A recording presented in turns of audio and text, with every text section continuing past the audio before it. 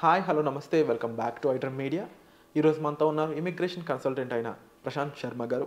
ముఖ్యంగా L1 and అలాగే చాలామందికి ఈ వీసాకు సంబంధించిన ప్రొసీజర్ అండ్ దీనికి సంబంధించి మీరు డాక్యుమెంట్స్ ఏం రెడీ చేసుకోవాలి, దీనికి సంబంధించి మీరు ఏ విధంగా ప్రిపేర్ అవ్వాలనే విషయాలపై చాలామంది డౌట్స్ అడుగుతూ ఉన్నారు.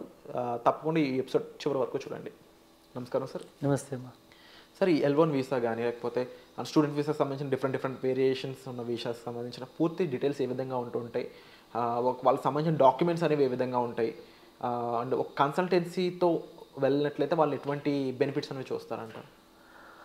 అంటే ఇప్పుడు categories of visas when you're talking about, ఇప్పుడు మన కన్సల్టెన్సీస్ ద్వారా వెళ్తే guidance is first thing which I can tell you that we give a spoon feeding to our clients. అది వర్క్ పర్మిట్లోనే కావచ్చు, స్టూడెంట్కే కావచ్చు, వాళ్ళు విజిట్కే రావచ్చు, డిఫరెంట్ కేటగిరీస్ ఏమొచ్చినా సరే మనం వాళ్ళకి బేసిక్ లెవెల్ నుంచి we guide them. And basic level ఏంటి అంటే, ఫర్ ఎగ్జాంపుల్ మీరు ఒక స్టూడెంట్ వీసా గురించి వస్తే we probe such a questions that వాళ్ళ పర్సంటేజ్ ఎంత, వాళ్ళకి ఒక యూనివర్సిటీ నామ్స్ ఉంటాయి. ఆ నామ్స్లో every one wants to study in Oxford University, కానీ ఎలిజిబిలిటీ ఉండాలి కదా. ఆ ఎలిజిబిలిటీ నాకు ఉందా లేదా, నువ్వు చదివే కోర్సు ఆ యూనివర్సిటీ ఆఫర్ చేస్తుందా లేదా, ఆర్ యూనివర్సిటీ ఆ కోర్స్ ఆఫర్ చేసిన కరికులంలో నువ్వు అనుకున్న సబ్జెక్ట్ మేజర్ అయి ఉందా లేదా. So the lot of again if you get into the technicalities the N number of things which we probe the student first, so that మేము యాక్యురేట్గా వాళ్ళకి కావాల్సిన నీడ్ని అందించే ప్రయత్నం అన్నది ఫస్ట్ లెవెల్లో చేయడం జరుగుతుంది. అండ్ మోర్ ఓవర్ ప్రతి యూనివర్సిటీ ఇన్ని బ్యాక్లాగ్స్, ఎందుకంటే మన ఆంధ్ర తెలంగాణలో రిపీటెడ్ బ్యాక్లాగ్స్ 50-60 కూడా ఉన్న వాళ్ళని చూశాను నేను. సో అలాంటి వాళ్ళకి it is a very tough job. However నార్మల్గా మనకి చేసే ఉన్నట్టయితే ఒక 5-6 బ్యాక్లాగ్స్ అట్లా ఏమైనా ఉన్నట్టయితే, ఎందుకంటే JNTU హైదరాబాద్ లాంటి universities they give 1 relaxation also out of there the బ్యాక్లాగ్స్లో 1 రిలాక్సేషన్తో కలిపి 6 బ్యాక్లాగ్స్ ఉన్నట్టయితే, సో ఇలాగ ఉన్నప్పుడు వాళ్ళ పర్సంటేజ్ ఎంత వచ్చింది, ఆ పర్సంటేజ్ లెవెల్ బట్టి ఆ కాలేజెస్ బీ స్కూల్స్లో వేయాలా లేకపోతే టాప్ మోస్ట్ యూనివర్సిటీస్లో వేయాలా, వాళ్ళకి GRE స్కోర్ ఎంత వచ్చింది, వాళ్ళ IELTS అకాడమిక్ మాడ్యూల్లో what is the scores, reading writing listening speaking అని 4 మాడ్యూల్స్ ఉంటాయి. అకాడమిక్ మాడ్యూల్లో they have to get 6 score is minimum. 6 point the more they score that good it is. So ఇలాగా even IELTS GRE కూడా మేము coaching ఇవ్వడం జరుగుతుంది, Duolingo coaching ఇవ్వడం జరుగుతుంది, SAT కోచింగ్ ఇవ్వడం జరుగుతుంది. ఇవన్నీ మా దగ్గర ఎన్రోల్ అయితే ఫ్రమ్ ది డే 1 స్క్రాచ్ నుంచి ట్రైనింగ్స్ నుంచి మేమే ఇచ్చి వచ్చిన స్కోర్స్ బట్టి యూనివర్సిటీస్ షార్ట్ లిస్ట్ చేసి వాళ్ళకి ఆ యూనివర్సిటీస్ షార్ట్ లిస్ట్ చేసిన యూనివర్సిటీస్కి అడ్మిట్స్ తెప్పించిన తర్వాత వీసా ప్రాసెస్కి పంపించేదాకా అది ఎండ్ టు ఎండ్ ప్రాసెస్ అన్నది మేము క్లియర్ కట్గా వాళ్ళకి చెక్ లిస్ట్ ఆఫ్ డాక్యుమెంట్స్ ఇచ్చి, ఆ డాక్యుమెంట్స్లో ఏమైనా ఉన్నాయా లేవా, చాలామంది కాన్వకేషన్స్ ఉండకపోతే ఆ కాన్జియేట్ సర్వీసెస్ అని కూడా హైర్ చేసుకొని we help them to the utmost level which we can. So ఆ తర్వాత సో దట్ ఒక భరోసాతో వచ్చినప్పుడు end to end process we are done, we are relaxed. ఇటు వచ్చి ఆ స్టూడెంట్ చేయాల్సిందల్లా కరెక్ట్ స్కోర్స్ తెచ్చుకోవడం. ఇది ఏ రోజైతే చేయగలరో we are definitely winning the game.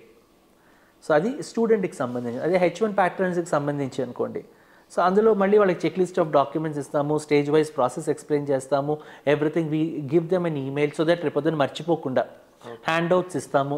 So that ఒక check list of documents tick పెట్టుకోమని చెప్తాము, this is what you have submitted, this is what the process we are currently in. So అంటే చెప్పినట్టు whatever is been delivered or not also we can show them, demonstrate them very easily. So ఈ process అంతా కూడా మీరు ఏ process తీసుకున్నా, అది ఒక slots అవైలబిలిటీని చూడడం దగ్గర నుంచి ప్రతి ఒక్కటి కూడా మా దగ్గరకు వచ్చిన వాళ్ళని మేము 100% ఫెసిలిటేట్ చేస్తాం.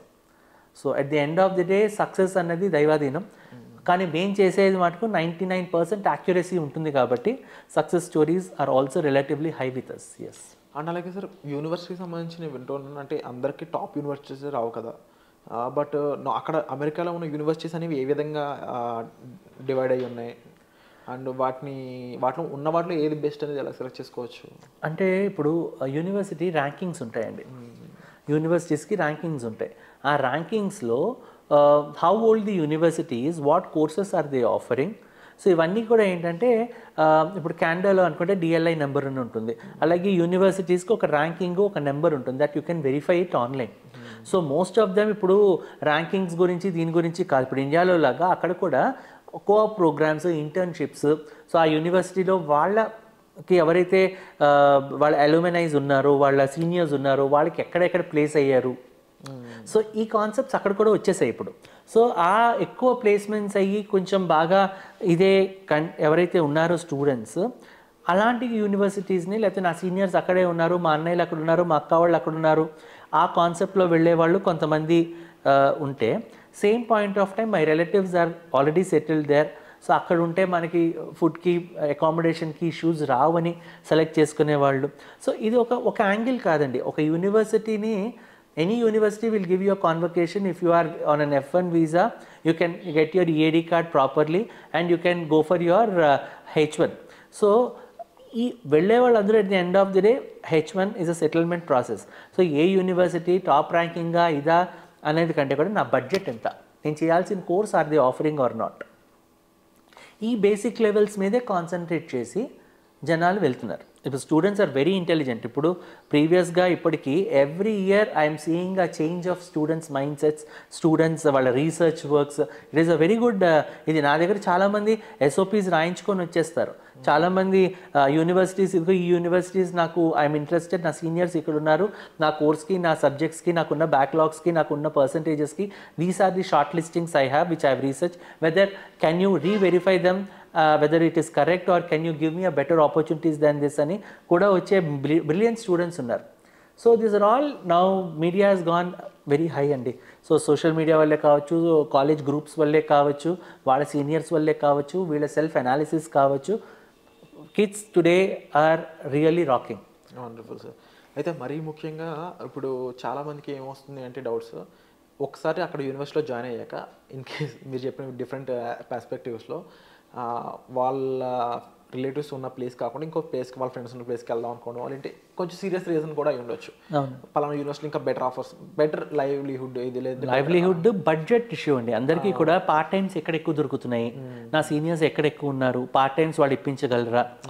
సో ఈ బేసిక్ కాన్సెప్ట్స్ని కూడా వాళ్ళు దృష్టిలో పెట్టుకొని యూనివర్సిటీ సెలెక్ట్ చేసుకుంటున్నారు. సో అలా ఆ తర్వాత అక్కడికి వెళ్ళాక చేంజ్ అవ్వాల్సి వస్తే చేంజ్ చేయడానికి స్కోప్ ఉంటుందా? స్కోప్ ఉందండి, స్కోప్ లేదని కాదు, కానీ first semester physio 1 year physio ఇప్పుడు అన్ని ఇప్పుడు మన వాళ్ళు ఎంత తెలివిగా ఉన్నారో, ఈవెన్ అక్కడ కోఆర్డినేటర్స్ కూడా ఇండియన్ కోఆర్డినేటర్స్ అని మన వాళ్ళే ఉన్నారు అక్కడ. సో వాళ్ళు ఆల్సో దే ఆర్ ఆల్సో, ఇప్పుడు మనకి ఉన్న హైదరాబాద్, ఆంధ్రాలో పుట్టల కొద్ది కన్సల్టెన్సీస్ ఉన్నాయి. వాళ్ళు every 2 days I meet n number of coordinators. So we are from this university, we are from this university అని వచ్చి కలుస్తూనే ఉంటారు మమ్మల్ని. సో కోఆర్డినేటర్స్ అంతమందే ఉన్నారు. So even they to know that ఒక స్టూడెంట్ అక్కడికి వెళ్ళిన తర్వాత జంప్ అవుతాడా, ఉంటాడా. సో వాళ్ళకి స్టిక్ ఆన్ అవ్వడానికి obviously monetary is one only parameter they can hold. So వీళ్ళ చేత 1 year ఫీజు కట్టించుకుంటున్నారు, లేకపోతే 6 months ఫీజు కట్టించుకుంటున్నారు. సో వాళ్ళు అక్కడ దాకా కదలలేరు కదా. సో మూమెంట్ అనేది డెఫినెట్గా పాసిబుల్ ఉంది, కానీ మూమెంట్ అయ్యేదానికంటే కూడా ఒక రైట్ ఛానల్లో రైట్ యూనివర్సిటీని ఇక్కడి నుంచే టార్గెట్ చేసుకుని వెళ్ళి మనం కొనసాగించడం అన్నది సరైన పద్ధతి. So I don't encourage them to go there and shuffle. So it's not a small thing. చాలామంది ఇంగ్లీష్ లెర్నింగ్ కోర్సెస్ మీద కూడా వెళ్ళిపోతూ ఉంటారు. I-20 తెచ్చుకొని 6 months ఇంగ్లీష్ లెర్నింగ్ కోర్సెస్ మీద వెళ్ళిపోయి అక్కడ ఇంగ్లీష్ ప్రొఫెషన్సీ తెచ్చుకొని అదే యూనివర్సిటీస్లో లేకపోతే అక్కడి నుంచి వేరే యూనివర్సిటీస్లో అడ్మిషన్స్ తీసుకోవడం. అంటే that is also that's a legal channel which I can still encourage that, because నా కమ్యూనికేషన్ తక్కువ ఉంది, నాకు ఇప్పుడు IELTS రాసినా ఏం రాసినా నాకు రిక్వైర్డ్ స్కోర్ రాదు. సో అలాంటప్పుడు నేను ఇంగ్లీష్ లెర్నింగ్ కోర్సు అక్కడ ఇంగ్లీష్ స్పీకింగ్ కంట్రీలోనే a better thing which I can definitely do. So ఇలాంటివి చాలా ఆప్షన్స్ ఉన్నాయి మైండ్లో కూడా. Better to discuss with professionals అంటారు కాబట్టి మీరు తప్పకుండా ఇటువంటి డౌట్స్ ఎన్నో ఉంటాయండి. ఎపిసోడ్స్లో చాలా కొన్ని విషయాలు మాత్రం మీకు ఎక్స్ప్లెయిన్ చేయగలం. సో పూర్తి వివరాల కోసం మీకు డిస్ప్లే అవుతున్న నెంబర్స్ కాల్ చేసి మీరు సార్తో డైరెక్ట్గా సంప్రదించవచ్చు. అండ్ ఏ డౌట్స్ ఉన్నా, అండ్ ప్రొసెసర్స్ సంబంధించి డౌట్స్ ఉన్నా, ఫీజుకి సంబంధించి డౌట్స్ ఉన్నా, ప్రొసెసర్స్ సంబంధించి హెల్ప్ కావాల్సిన సరే మీరు డిస్ప్లే అవుతున్న నెంబర్స్ కాల్ చేసి ప్రశాంత్ శర్మ గారితో డైరెక్ట్గా డీల్ చేసుకోవచ్చు. సో వచ్చే ఎపిసోడ్లో మళ్ళీ కలుద్దాం. Thank you so much.